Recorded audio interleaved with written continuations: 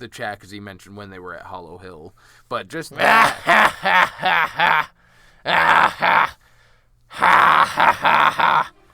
making more knights, Dondarrion. I should kill you again all over just for that.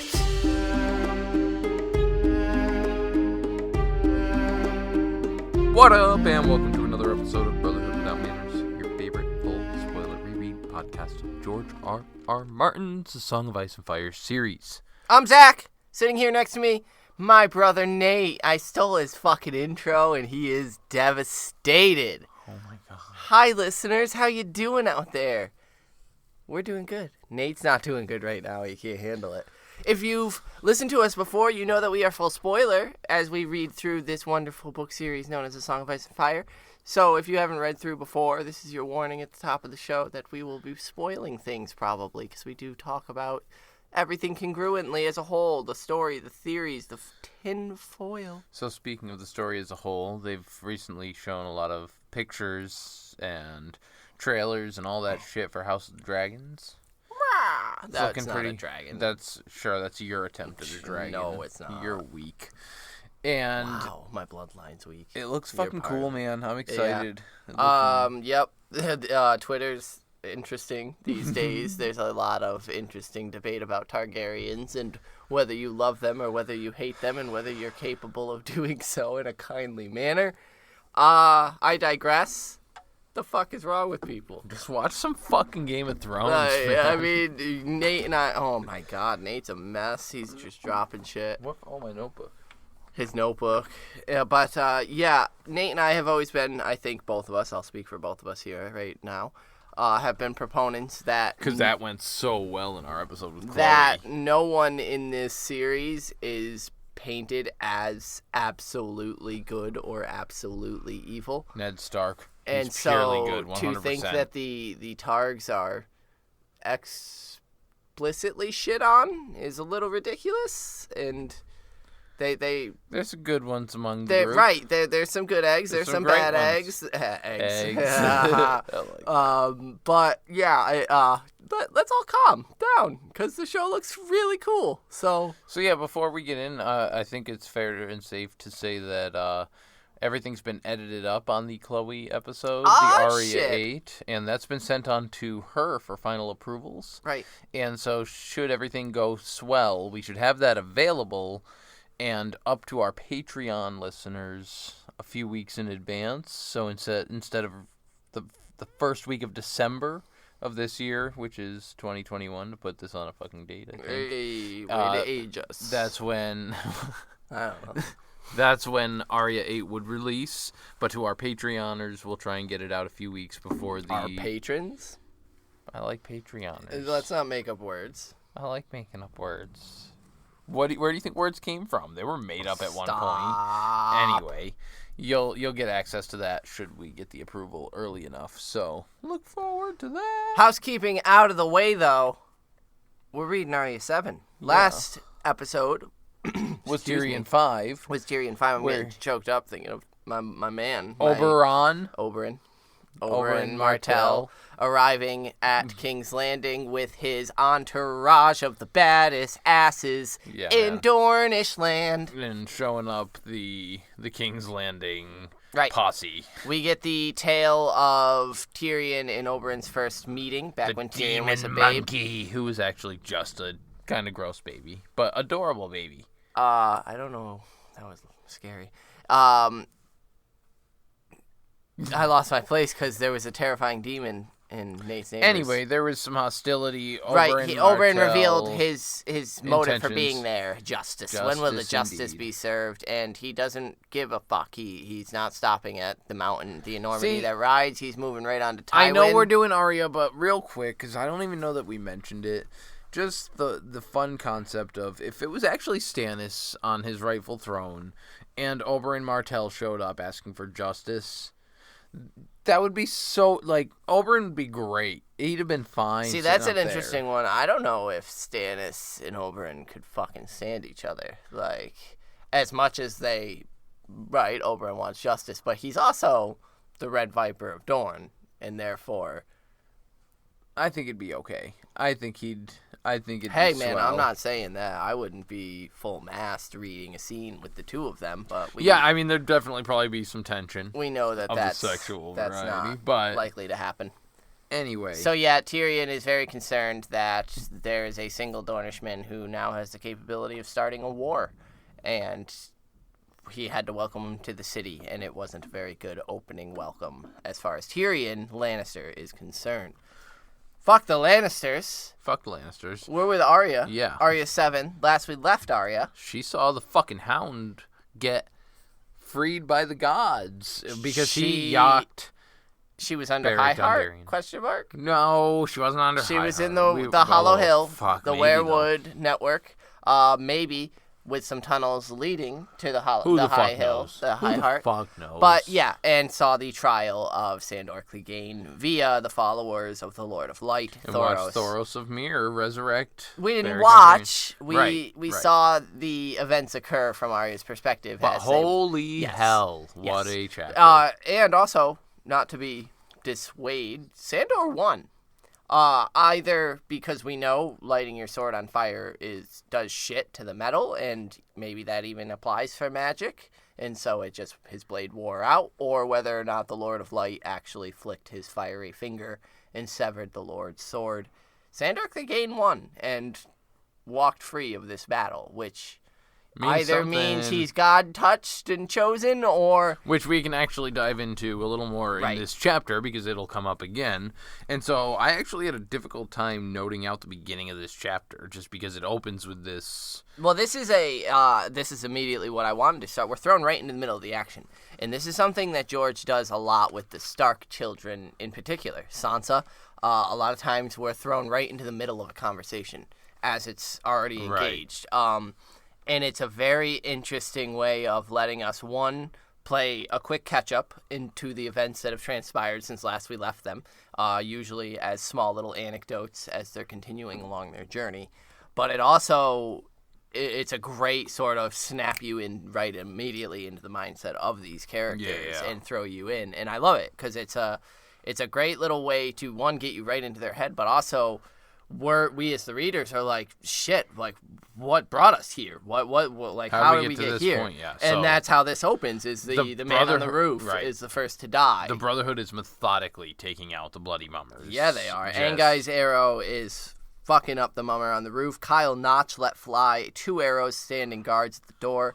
One is lit a fire by his own torch, and that was the end of stealth, so Thoros gave the war cry, and they charge out like guerrilla warfighters.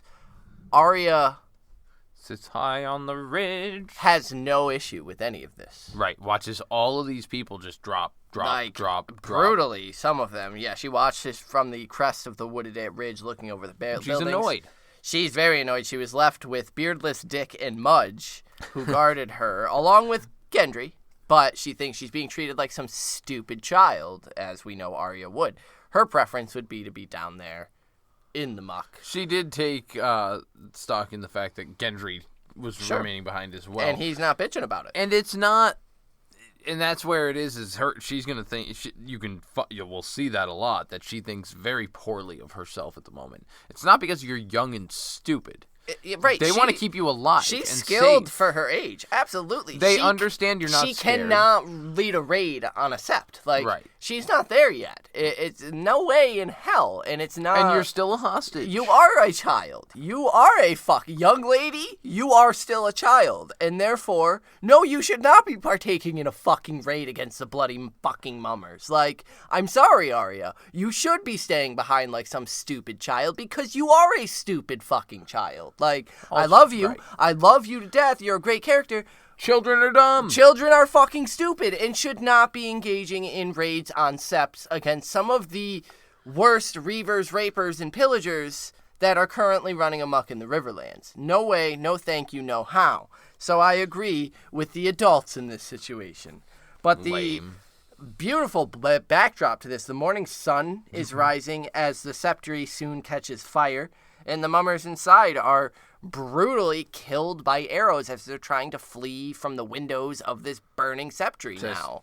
And Arya isn't batting an eye. She literally watches a dude on the sill, one leg in, one leg out, take a fucking arrow. All she thinks is, I should learn how to use a bow. It's clearly useful. I love it because she's like, yo, sword fighting is tits, but archery's good too. Archery's pretty sweet. That's pretty fucking cool. That's all she's taken away from this. Right. Is look how efficient they can kill. And so, the mummers, the clangor of battle rises, which I just love anytime we get depictions of the noise of war and the noise of battle, the bells for Jon Con, that type of thing. And so we see Waddy die. They pour out like fucking ants, she knows. Like, it's do or die now. They have to, the trap has been lit. They're burning them out. And so, they pour out. And, the battle kind of really begins here. Where it's just a crazy, chaotic melee. The ambush has been set and laid, and now the time for them to actually fight back. But you mentioned Waddy. Yeah, he takes an arrow and falls. Kyle drops out also pretty quick. A spear through the belly. Berric shouts, and the rest of the band rush in to join the battle. Lem's yellow cloak flapping. Berric and Thoros' red flaming swords lighting beacons. Yeah, man, and it's... Even Ned is fighting at Berric's side. So Lem is... Real quick point. Arya has been traveling with Watty and Kyle for a good moment, and nothing. They dropped. There is a coldness. Well, she does mention though, and that's what will emphasize that Lem is running down the person who killed Kyle. Yeah. She noticed it. Yeah, he runs after him, whatever. Next, she moves right on to the next thing, whatever, about whoever killed Kyle, because who cares about Kyle? Yeah, she's thinking kill them all. That's all she wants here. She wants to see mummers die. She wants them to die. She doesn't care if the Brotherhood loses men. Sure, I think she would show concern if maybe Lem, Tom, Angai, Harwin, Berric, or Thoros went. But anyone else? Yeah, okay, whatever. Like, people die in war. Valar Morghulis, fuck it. And it's brutal for a girl her age. And then she gets jealous of Ned. Yeah. Little Ned, man. Little Nedrick out there just fucking... I feel like he's fucking shitting himself. He's terrified. Like, he hates it. Yeah, he doesn't want to be out there fighting. He does not like it. But he's a dutiful little bastard, man. Yeah. And she's jealous. There has never been a more loyal squire.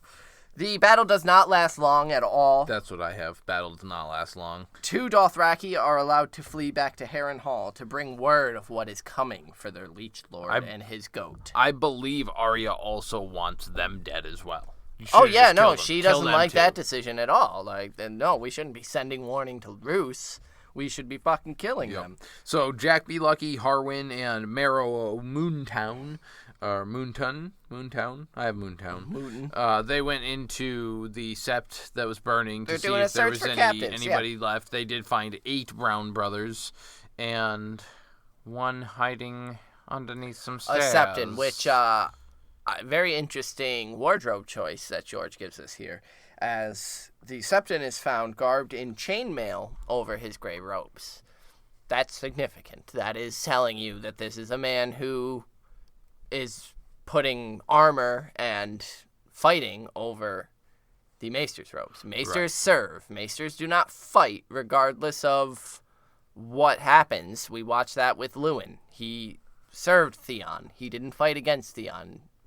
Maybe. He served Winterfell, and Theon took Winterfell at the time, and so he served him. That's like, and if we, don't recall Septon Utt, he's a very disgusting, gross person who gets what he's getting here. And Septon Utt is identified.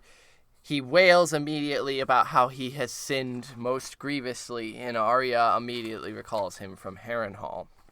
He's a pedophile who killed the boys that he would use after, and he would weep about it and pray for forgiveness, and he would have the other mummers scourge him, which they thought was hilarious, and so they always were willing to partake in. Some really fucked up shit. Yep. Septon Utt is a despicable person. He's gross. All of it, like the crying and the weeping is just disgusting, and then the scourging afterward. Now we're seeing that it's not just Pycelle. It goes down the line, man. These pieces of shit. Yeah, I don't like it at all. But the dying, it's noted that the dying are given the gift of mercy, which Mercy seems to surround Arya quite a bit. Mercy? Funny. The rest are bound for trial, and the trials go quickly. The outlaws all present towns, villages that were sacked and burned, women raped and murdered, men maimed and tortured. Septon Utt wept. And the boys that Utt had taken. Utt soon dangled beneath a tall elm tree, naked as his name day, the other brave companions following him one by one. Tom played a funeral dirge. Bye, bye, Miss American Pie. Right? That's what they're... No? A mummer's tree, Arya calls it. Oof. So I hate myself for it, but anytime the word mummer comes up, I jump to the mummer's dragon, the whole prophecy, and the different ways that the word mummer is used throughout the story. And a mummer's tree, man, that's just a... It's a good one. It's wild, especially with all the tree imagery we get. Right, like this is almost a mummer's sacrifice to werewoods. Like usually it was strung up entrails, but like maybe hung corpses worked. You know, who knows? Yeah, the whole thing about this is he was a mummer's septon. Like he wasn't a real fucking. He's a fake. He was disgusting, and he used his position of power, as minimal even as that is as a septon, to be a predator, and it. Right, so all of this is a mummer. They're hanging the mummer, you know. Of course, they're hanging the mummers. That's where Arya gets the title from. But like, all of everything here, this band of outlaws that are posing as knights, as Sandor pointed out, that you know, and then as we discuss in the Fantastic Chloe episode, and Nate's a fan of, and I have since read. Richard Lonmouth, you know, like he's a mummer currently. Right. If things are to be believed that he's in disguise. So yeah, it's such a on-the-nose kind of title here. But immediately the crows appeared. Feast for Crows. So on top of Feast for Crows, just the thought that is Brendan Rivers already on top of this shit? No, there's no Grey Mist. We're good. Bran? We're good. No Bran? Yeah, Bran's Grey Mist as well? No. Yeah. He's at High Heart. He's waiting. You're dumb. Shut your mouth. He's waiting for her. Shut your mouth. Arya's glad that Utt's dead, and wishes... Again, no... I mean, granted, this guy doesn't deserve any kind of... Right, but there's just, just how easy it is and to wishes accept. they had done the same for Sandor Clegane. To her disgust, they had treated his burned arm, restored his horse, sword, and armor, and set him free a few miles of the hollow hill, taking only his gold. And that pisses her off. She don't like that shit. The poor Brown brothers have been dealing with quite a lot of visitors, quote unquote. And so they all decide to stay in the village that night, sharing a meal with the Brown brothers. One of them tells Thoros none of that Rolor bullshit under our roof. Yeah, Lem gets defensive as fuck. He does indeed. So this is where we're gonna see that Lem is almost the Trumper, man. He's very like he refused get that fantasy Dungeons and Dragons devil shit out of here. Get your rock and roll music out of here, you motherfucker. Like he keeps getting excused from the party. He's like they do keep sending him away. Why don't you let the grown-ups talk to like? Yeah, he says fuck that noise. That's our god as well. And basically, you should shut your mouth because we saved you. And Berric's like, Lem, shut the fuck up. Like, this is their roof. Lem goes on a big old spiel tangent, and says, might be your smith can mend a broken sword, but can he mend a broken man? Which... Broken man. Right, of course that's significant, considering what we know of the Gravediggers, Septon Maribald, all the broken man speech. It's significant. He's implying that Rolor is doing that. But Berric Dondarrion is not a mended man. Not at all. He is a restored to life corpse, essentially, if the fire white term that's almost utilized for him. That George, utilized for Berric Dondarrion is correct. Then, this isn't... So what the fuck are you talking about, Thoros? Yeah. What broken man has the Lord of Light emerged? Unless, Lady Guinevere's theory is correct, and Richard Lonmouth is the mended broken man who... Which we'll see him taking on the persona of the Hound throughout the Riverlands under Lady Stoneheart. Thoros and Berric relent. Berric says that, we're in their roof, so we're going to follow their rules. The roller will survive without a knight's prayer from us. I should know, wink wink. It's once again hammering in that almost guest right, not guest right, but their house, their rules. Their house, their rules. Yeah, you respect the. And we're so close. Oh yeah, we're so close we're right there to the Red Wedding. Yeah, I also it's highlighting the difference between Berric and Melisandre. Melisandre lives, breathes, and eats fucking Rolor every day. Every bit of her actions. Thoros is like, yo, and Thoros I was is drunk like, for the first 30 years I of my missed fucking priesthood. 7 years in a row of prayers. Like, Rolor isn't gonna fucking give a shit over a night or two. So, like, we're golden. Don't worry about it. But, that's a huge contrast to Melisandre, who's like, no, I'm painting my toenails yellow for the Lord of Light. Hourly sacrifices of children. On the fucking dot. No older than 7. Like this fast leads into the next fasting because we've already got to start that. We're already behind on it, and Rolor's pissed. So, yeah, it's just a huge... And they're both the two confirmed sources of magic at this point. And so either Rolor is just chill as fuck and doesn't really care as long as you're just like, what up, Rolor? Or and he's like... despises Thoros of me. Right, or like Thoros just is a pure tool to get Stoneheart up and about, as seems to be Berric is simply used for that purpose. Right. And so, Arya starts noting and Arya describing... looks at Berric's corpse-looking ass. She's like, this motherfucker's got his breastplate on just to hide the fact that he's been...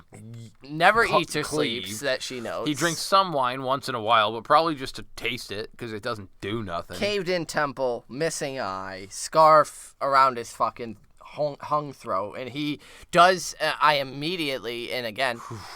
Right, it reminds me of the Ghost of Highheart. Right. The come here, child, I see you. Zones in on her, and he goes, are you afraid of me, girl? Fuck, you're a gross corpse talking to me right now. No, not really. Nah. It's just, I thought the Hound killed you. I was like, listen, I've seen some death. So Lem jumps in here, and he's like, yeah, no, Thoros is a great wound. Mystical healer. A grievous wound in Thoros. And like I said earlier, Berric looks at Lem like, with his one eye, Arya notes that there's like a weird look in there, that he's not buying the healer bullshit. Like, Thoros didn't fucking put a poultice over his wound and sew him up, and Berric was fine. There was more to it. This is where I was leading with the Trumper, where he's just refusing to, like... You've literally seen this guy rise from the dead, and you're just saying, no, he's got really good band-aids, dude, and we're in Westeros. This motherfucker's walking around with Neosporin. Like, we're doing great over here. Yeah. So slap don't an worry ace bandage on that You ever heard bitch. of this stuff, penicillin? You're good to go. Berric loves it. It's great. So, and so they're like... Berric is like, time to see watch change, Lem. Why don't you get the fuck out for a minute? And Lem does. So now, this right here... Fuck.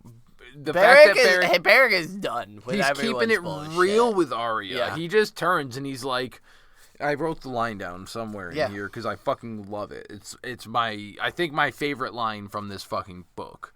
Even brave men blind themselves when they are afraid to see. Fuck. And when's the only time we can be brave? And fuck you. So that's his description of Lem. Lem is drinking the Red God Kool-Aid to not accept that there's a literal resurrection happening in front of him. If it's Richard Lonmouth, maybe feeling some guilt that he wasn't there to try Rhaegar. Right. Like all sorts of baggage here of he isn't seeing the forest for the trees here. Like Lem is in fucking denial, as I would guess that's sort of a blanket about the Brotherhood, is they're all like, no, Thoros is just really good at what he does. Yeah. Like, we're fucking traveling with House right here. Like, right at the end of the fucking 40-minute episode, he's going to figure out the solution and we're good. Right. Like, nah. And Berric's like, little girl, it ain't that. Thoros, how many times? And he he drops the bullshit. How many times have you brought me? Thoros is like, it's not me, It's dude. not me. It's Rolor, bro. How many times? Yeah, right. 6. And each is harder than the last. And he asks him, do you so court death, my friend? And he's like, court it? No. And he's like, then do as Tywin and Stannis do and lead from the fucking back from now on, my guy.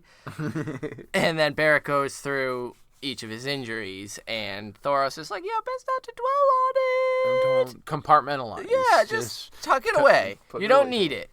And Berric says, can I dwell on what I scarce remember? I held a castle once, and there was a woman that I was pledged to marry. I couldn't tell you the color of her hair. Who knighted me? What were my favorite foods? Sometimes I think I was born on the bloody grass in that grove of ash, with the taste of fire in my mouth and a hole in my chest. Are you my mother, Thoros? Are you my mother? Lots of great imagery there, but I really am stuck on... I think I was born on the bloody grass in that grove of ash, taste of fire in my mouth and a hole in my chest. See, and that's important because it really makes you wonder how much of Catelyn is in Lady Stoneheart. Because of how long she's down, and then the fact that it's he's secondhand passing on that kiss of death. Right. Their kiss of, is it kiss of death? Whatever they call it. The last kiss. The last kiss. And it's just, he's explicitly stating that he can barely remember anything since that point. He understands basic ideas, what a knight is, what they're technically supposed to represent. He doesn't remember any personal details or any of that shit anymore. What it means to him. That's what he can't connect it to him anymore. Right. He's not so much losing the landmarks and the people that he's met. He's losing their tie to him, who the fuck he is. And that is to show us probably what we'll be dealing with Jon come Winds of Winter. Right, as the white. Is Jon going to have some trouble sort of remembering who he is and the humanity? Is this a thing we should be concerned about? I think absolutely. It's pretty much reflected in Stoneheart, who is now a terrifying, almost hag woman running around the Riverlands. Please don't do that. Yeah, that was fucking horrifying. But yeah, it's... Arya looks at Thoros and she's like, all right, old man read me Harry Potter growing up. He don't look like Dumbledore, but, you know, he's kind of a wizard, so... And she asks if he could bring back a man without a head. Not 6 times. Just once. Just one time. Just once. And Thoros says that he has no magic, only prayers. The first time, he only meant to deliver the last kiss to his friend Berric when he saw his chest stop moving, to send him along his way. Blah, blah, blah. He had seen it performed before by many priests and even delivered it a time or two himself. He filled his mouth with fire and breathed the flames into him. He'd never seen one rise after. But it was the Lord Rolor, who isn't done with Lord Berric yet. And Arya, right, blah, blah, blah, all it means is no. All it means is no. So tears well in her eye, and Berric says that Ned was a good man, and if they weren't so desperate that he'd forego the ransom on Ned's behalf for Arya. But Arya's like, all right, yeah, that's kind of true. I did see them take the Hound's Gold. While she chews her lip. No, and, she's right, doing that she's a chewing her lot. lip, but he sent Greenbeard and the Huntsman south with the Hound's Gold for provisions. And Arya thinks of Robb the King now. Would he even want her? Would he even pay for her? Kat always wanted Arya to be more like Sansa. And now her hair's ratty, you know, her clothes are raggedy. She doesn't think she's good at anything. She can't sew. And she's telling this to them. Berric is certain Robb will want her. And says that he can't restore Ned to life, but he can see her safely return to her mother's arms. So Arya asks him to promise. Do you promise? And he says he does on his honor as a knight. Oof. Yeah, Oopsie. man. Oopsie. Yeah, man. So Lem finally gets back. Arya being sad about her. I don't want to think about that. You skip past the lighthearted part where Gendry laughs at her soft little hands not being capable of wielding a hammer, but then you want to fucking dote on the sad and make me cry again over little Arya here, where she thinks, Mommy doesn't want me, and Rob hates me. It's fucking terrible. This poor little fucking girl, man. There we go. Okay. Fuck. So, the rain continues. There are songs sung about the hall. Note that there's only one that the lyrics are written out on the page. The rains, oh, Castamere, down in Castamere. We also recently got word of, it was, I believe, Jaime's chapter, where they were talking about how perhaps this song should have been played to one of the houses down over there with that Harrenhal was fucking with, Roose and all that. Harrenhal be fucking with. Yeah. So Merrick complains about his shoeing of a horse, and Gendry's I can shoe a horse. I'll do it. He can shoe horses. He can close rents in mail. He can beat dents from plate. He thinks he can make swords too. And Harwin's like, what you saying, lad?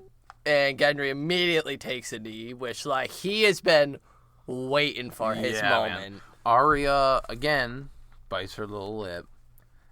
He means to leave me.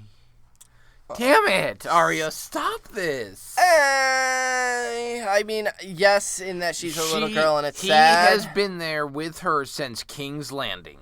He has been the one. They argue and bicker like fucking little adorable. I don't want to say siblings. What other choice does he have, though? I get it, but she this time has the right to feel sad and upset. I absolutely but she doesn't have to phrase it in such a. But that's the problem, is that she makes it that about so her possessive. Yeah. Wait, you should. What? Well, then I'm gonna be bored in River Run if you're not there. You should be there to entertain me and fighting for my team. Why would you ever fight for anybody? No, I get that. It's just the sad. Gendry wants to smith for the Brotherhood because he doesn't have many options. They ask why the fuck he'd want to do that. And Gendry says he's basically into their whole vibe, the honor and the Brotherhood shit. It's dope. Yeah, he's seen what Tywin does. He's seen what they all just execute people. Right. How about and they're trials? Are you, armorers are pretty much in strong demand right now during a war. You could probably find work somewhere. And he's like, yeah, I've dealt with the fucking lords. Fuck that shit. I'd rather be with you guys. So Berric's like, Berric Dondarrion, the fucking lightning lord his damn self. The Marsher Lord, I think, is he takes his own personal sword, not just fucking, some random knight out in the fucking Brotherhood who's camping under a tree. The Lord of Lightning himself. Blah, blah. Neil. Yep, makes him swear the vow. Rise, and I like the fucking, I don't know that I've ever read it, but Rise Sir Gendry, Knight of the Hollow Hill. Because of their discussion and their the chat, as he mentioned when they were at Hollow Hill, but just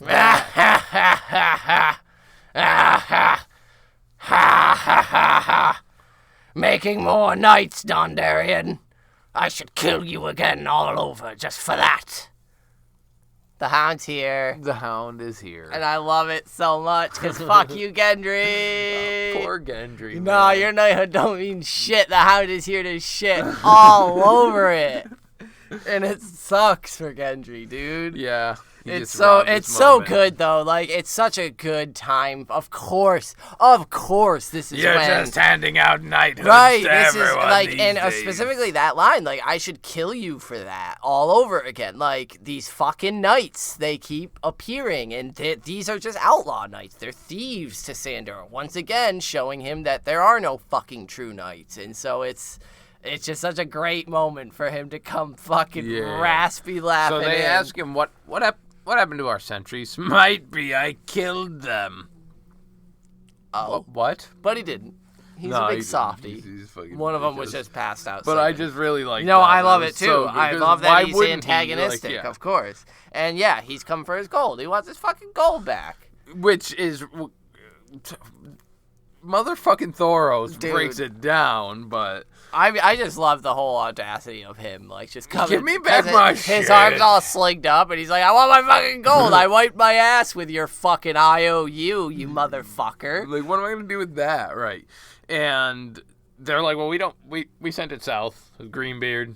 We were just talking about that, actually. Gendry runs his fucking mouth. Yeah, dude. Too. Now, like, well, he's a Gendry knight gets now, man. mouthy. He just interrupted his fucking knighthood. And then, I like it, though, because the Hound throws back, why is it you believe them and not me? Couldn't have something to do with my face, could it? And it was just yeah, fuck you, Gendry. Throwing it right back. I think it's interesting that he said that he was planning on using the gold to do the same thing by fucking grains, and so, that's kind of where it's headed if he goes right where with he's the gonna broken be man assisting by sowing the ground and helping the peasants. Yeah, he's mocking them. He says next he'll make the little girl a knight, and I could be a knight if I want to. I fucking love it. Yeah, and she's like, oh, I would have killed you if Lem didn't take my knife. And he's like, well, fucking blame Lem over that. And she's like, well, I'll fucking kill you, and I'll kill your brother too. And he gets serious. Yeah, his eyes narrow. That you won't. That you won't. And, he asks her, do you know what dogs do to wolves? And then basically tells her to shut the fuck up. Swords are drawn, and the Hound is told to leave. So he takes a long, hard look at their faces and then takes off into the dark, rainy night. Right. And this is where Thoros is like, yeah, I mean, he doesn't have a choice. He can't go back down to King's Landing. They're not going to take him up north. He's a fucking piece of shit. So he's got nowhere to go. And so he's basically down to nothing. The gold is all he has left, yeah. And they're like, yeah, you... so we took it. Yeah, you should let us just go fucking put some arrows in him. Because Berric's like, yeah, if we see him following us tomorrow, feather his horse.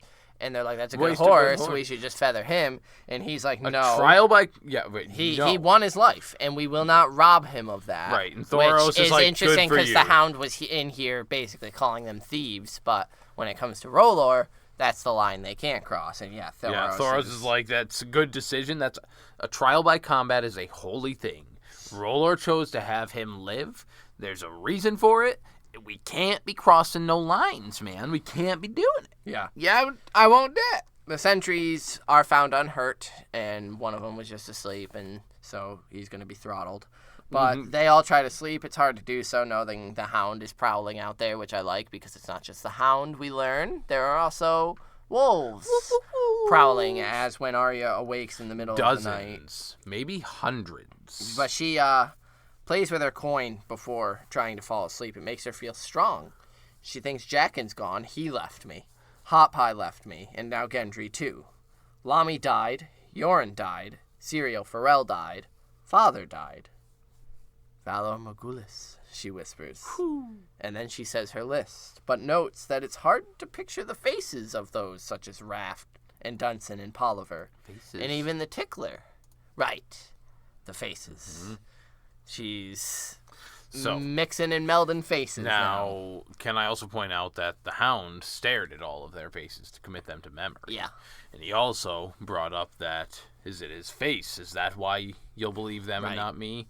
And so faces specifically have meaning and are very important. Heavily referenced in this chapter. Yeah, the Hound's scarred demeanor makes him look like a rabid dog, so he embraces it. This is her journey and that's what the show is there. Thus, the sentries are found unharmed. He could have just fucking said that. No, one was asleep. I walked right by him. Get better fucking guards, LOL. Which is what she tells the guards. But he's playing into the burnt fucking face. He's playing into the image that everyone wants to see him as, the fucking savage dog. So he's like, no, maybe I fucking killed them, ripped their fucking throat out and drank their blood and just wiped it all over my body.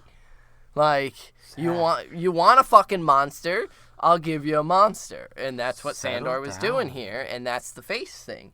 But yeah, she awakes in the night to the howling of many wolves. And come morning, Berric leaves the brothers some silver to rebuild. Gendry comes up to her to apologize. And fuck you, so she climbs up into his saddle to look down on him instead of up. Not good, Arya. Don't. And tells him that if he wants to be a stupid outlaw and get hanged, she don't give a fuck. She'll be at River Run with her brother. The poor little baby angel's gonna miss him. And they left, and it didn't rain so hard that day, and they made good time. Yeah, man. And that's the end of Arya 7. That's a good ending for Arya 7. So before we convene our small council, we had an email, but the email specifically asks a question that I wanted to address here at the end. So yeah, you mentioned this. The question comes from Amanda Crane. Thank you, Amanda. Amanda! And she says, question, Do you guys think it is odd that neither Thoros or Berric recognize Gendry as looking just like Robert Renly? They both knew Robert when he was young and fit, and would have also known Renly from court. Brienne notices as soon as she sees him. Ned also noticed in his first meeting with him. I personally think this is kind of odd, and will be looking for any details that might lead to them maybe knowing who he is. Wait, Gendry is Robert's son? I'm going to punch you in the nipple. Okay, anyway. Why don't they recognize Gendry? I have a theory here. A couple chapters ago, we got mentioned from Roose Bolton that Arya Stark has been found and is about ready to be passed over. Now there is also a theory that Lemon Cloak is Richard Lonmouth in disguise, in hiding, in exile, going by a different name. There's a lot of people being right under people's nose, not being who they say they are. And I think that them not recognizing Gendry is meant to show how fucking easy it is for people to not make these associations. It's why it's easy for Joffrey to be king right now, because people aren't going there with it. They're not thinking that far. It's easy if you're not. And that's it. Gendry is a spitting fucking image from everything we've heard. He is a maiden's fantasy. So why wouldn't they? That's an absolutely logical question. Thoros was there for a good hot while, so I think it's just that people see what they want to see. That's what Berric said in this chapter. Blind men are willing to see what they want or not. And I think that's what George is trying to show us here, is that Jane Poole being passed off as Arya Stark is doable because people see what they want to see. And Gendry is just some bastard smither from Flea Bottom. No one important, no one significant. Right. And I think it's just George trying to reiterate that if you're not specifically told, I mean, it took some people. It is very funny, especially with George throwing in the, my master told me that I was born to have a hammer in my hand. Right. And, Right. It's, right. There's all these images. My master told me that I was Robert Baratheon's best. Somewhere Donald Noy is like, up at the wall. Like, he just melted an entire section of the wall because of the hammer reference. Yeah. That's absolutely, I think, a good point, and I think it is more of George saying that these people are dumb. Right, people aren't looking. Like, Richard Lonmouth is Varys doesn't actually ever change his costume. He just uses a different voice for every character role he plays, so it's just him, crouching around. But I wanted to get that question in because it was a great one. Thank you, Amanda. We're going to convene our small council and get some inductees and read some inductees, one including from Amanda. All right, word.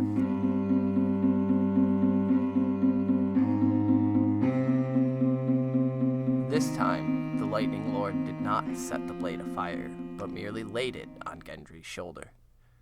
Gendry, do you swear before the eyes of gods and men to defend those who cannot defend themselves, to protect all women and children, to obey your captains, your liege lord, and your king, to fight bravely when needed, and do other such tasks as are laid upon you, however hard or humble or dangerous they may be?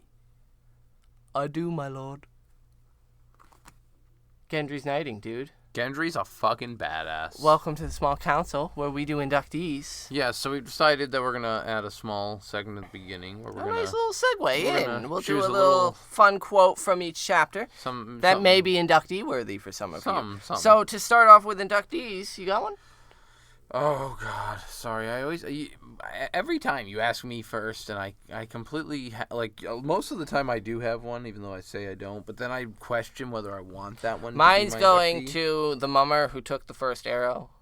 I don't know why. I just like that guy on the roof who just fucking, Wilhelm screamed all the way down, like, you went out quick and probably cleanest. You didn't get set afire. You didn't, So that guy on the roof, because clearly he's a shit-ass sentry, and so we will not be using him for sentry duty. Maybe he'll just fucking fletch the arrows. But nameless guy who took the first arrow on the roof is my inductee. Tight. I have mine chosen as, and I'm going to stick with him because it's a good one. Little Ned, little Squire Ned. And because of, he's out there, like we said, he's probably scared shitless fighting for his lord. Has been ever since he fucking dragged him out of the water, and stood over him in protection at the initial fight. True. And he's just been there for his lord the whole time, and when's he gonna get his knighthood? He's dutiful. Man?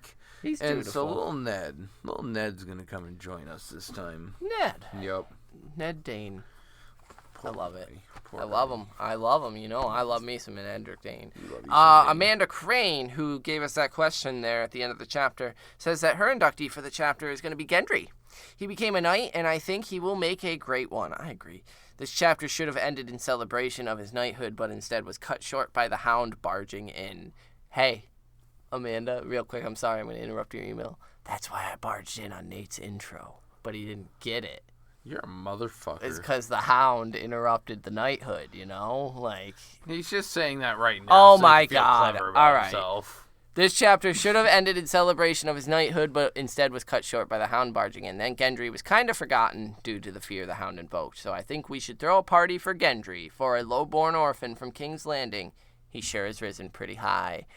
He's not the only one. Thank you, first of all, Amanda, for that great inductee of Gendry. But he's not the only one, because we also just saw Davos be raised up to the Hand of the King, which is a trend that's happening, is these low-born people getting high positions.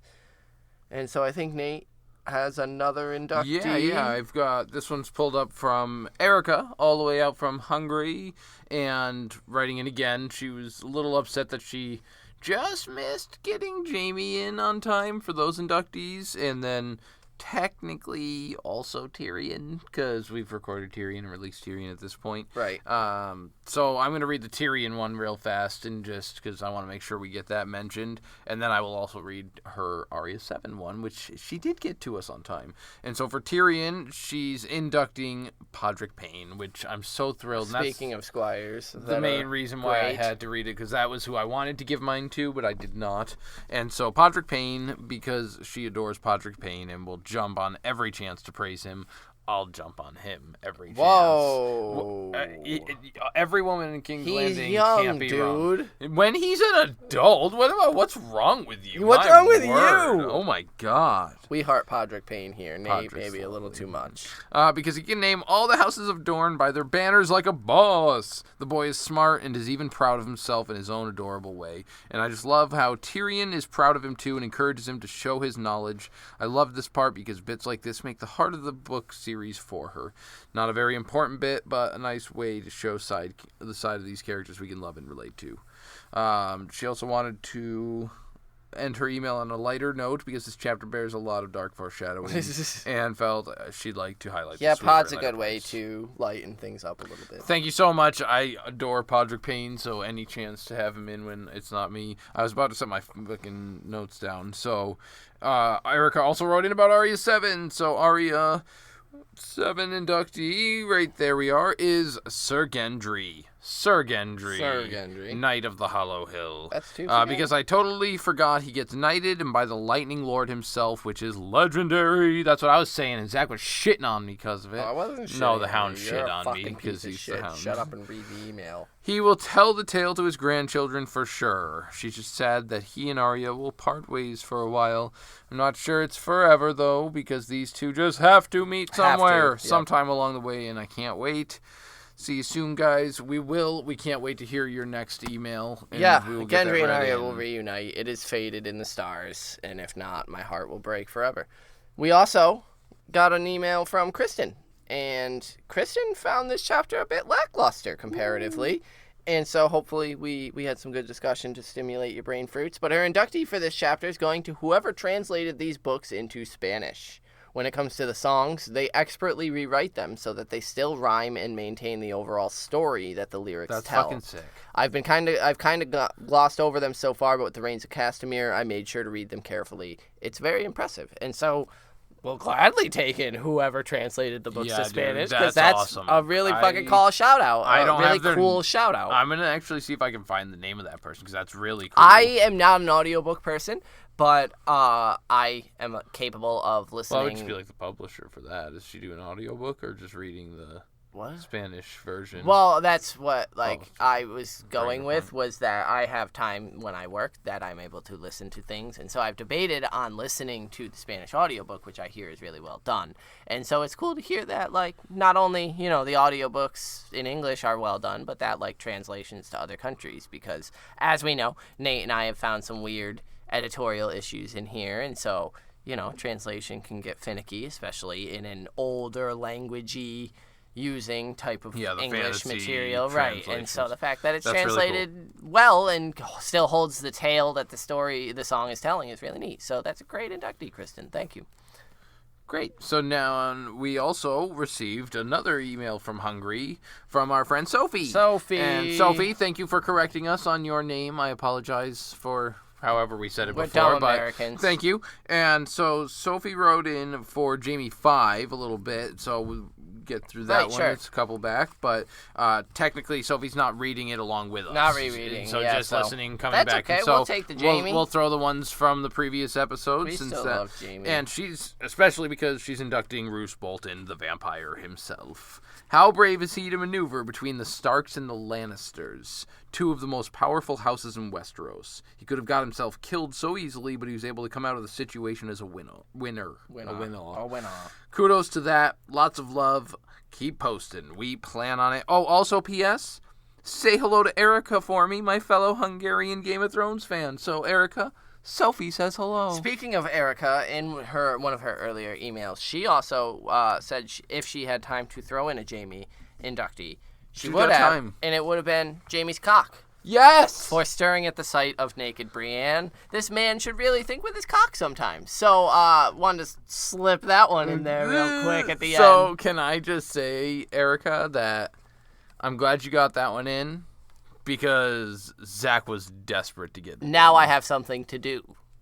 Great. So, with that, if you would like to send in your inductees, please do so. Most of those get written into us via our email, withoutmannersbrotherhood@gmail.com. You can also write to us over on Twitter. I'm there at mannerswithout. Zach is finally on there regularly at Carstark92 with the bomb-ass Berric pictures. You can see my little direwolf, Berric. Berric in a bathtub has been the latest adventure. He's so small. He's so little he's in so there. Small. He has tiny little puppy legs. So small. And he's not even... So go, check out my Twitter if you want to see my daily updates of Berric and what he's thinking about A Song of Ice and Fire related. There's also a Facebook that I'm working on getting Zach to also post over on there as well. That's facebook.com/Brotherhood Podcast. There's a private Facebook group that you can gain access to through Patreon. Patreon.com/withoutmanners. So check us out there. Find our website, brotherhoodwithout.com, where you can find the best platform for you to listen to. We're on all of them. We've announced it before, but we have a guest on our next The very next episode. Arya 8. So Arya there's 3 chapters before then. There's Bran 4? I got it written down somewhere, but you know, the Bran we're getting to the Queen's Crown. And so it's going to be Bran and Jon back to back. Yeah, Bran 3, Jon 5. And that's, and like then I said, Queen's Daenerys Crown. a number. And then, wow. I don't know. Daario Naharis' appearance, right. And they're going to be taking a new city, and Misa-ing it up. Right, and so we've got those chapters to look forward to. Get us your inductees for those. And then we have a fantastic guest, which, unfortunately, we already recorded. I only say unfortunately because we can't do a call for inductees, so we'll do those on the episode after Arya. Yeah. So still send us your inductees for Arya 8 on High Heart. But before then, get us your inductees for Bran 4, 5, I forget what your number Jesus you just said. Christ. And Jon 7. Me too. And then Danny something. Bran 3 and Jon 5. Great. And, so Bran is next, and we're going to Queen's Crown, motherfuckers. Yeah. So I think that anything else, go rate and review us. Leave reviews. We need those reviews. They help us so much. If you like us, check us on YouTube as well and subscribe over there. All the good places, all the good things. And we're looking forward to the future, man. Yeah. Fellow Margulis! Peace.